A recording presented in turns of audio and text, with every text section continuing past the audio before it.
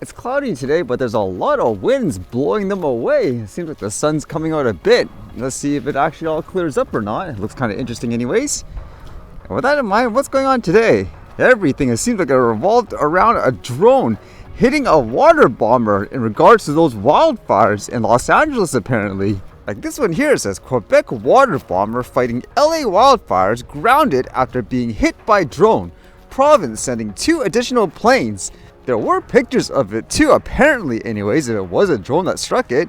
It says a Quebec water bomber fighting the wildfire in Los Angeles was grounded after colliding with a drone that was flying in restricted airspace, officials said. LA County Fire Department said on social media that Quebec's Super Scooper was hit by a civilian drone that was not assigned to the Palisades fire.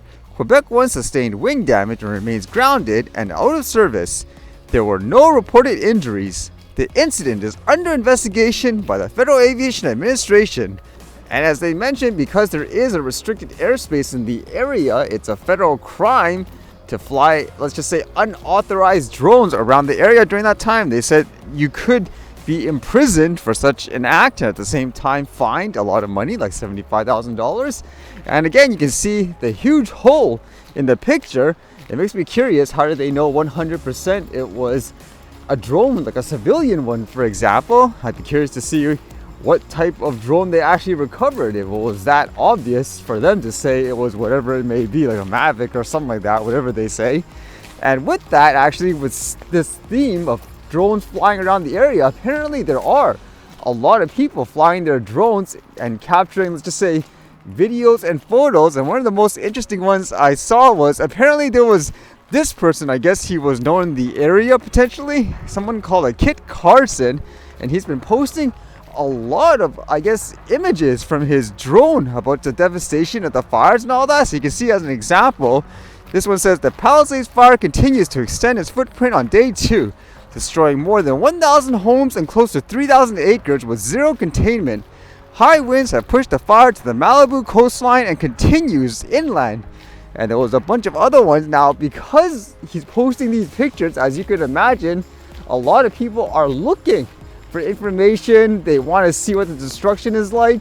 But because he's flying his drone around the area and there is that ban of the airspace, people are basically scolding the person, saying, what are you doing, for example? It's illegal and all that. Now, because of that backlash, and you can imagine, I guess, because of a story like this all of a sudden too, he's been taking down the photos, it seems like, even though they've been picked up so many times by various media sources. And he's also put some of his social media accounts on private because I would imagine he's getting a lot of messages and inquiries about it. Now, from reading the person's bio too, if I have the correct person, it says he's an independent photographer and a drone pilot, where his profession seems to be a documentary photographer. So you can imagine he actually goes around documenting stuff like this. But at the same time, it does say he's an FAA certified drone pilot. So you would think he would understand all the regulations and so forth in regards to these scenarios, like when there's a fire. And a lot of places they have these huge restrictions in terms of where you can and can't fly when these types of things happen. So it makes you wonder, did he do this with, I guess, quote, permission, or did he just decide to do it because it's such a crazy event currently? These kinds of scenarios are interesting to think about, actually, because you could, for example, immediately say, like in the previous story, you can't ever fly stuff like this. If something happens, for example, it could be catastrophic.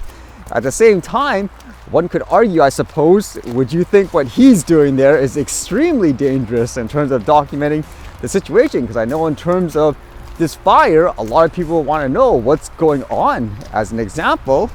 And there has actually been stories of, I guess, suspected arsons getting arrested and so forth. So would you want someone to document it, let's just say with their quote drone, if they're arguably doing it in a safe way, which I would think that's what he would be arguing here? So what would you think in this situation with all that in mind? Do you think there should always be a blanket ban, or would you argue kind of like this guy, if he thinks he's doing it safely, just capturing, for example, some photos up in the air as if, let's just say you're climbing up, I don't know, some ladder or something like that, taking photos or using like a kite and so forth? Do you think they should be able to do that with a drone in these situations, or just never?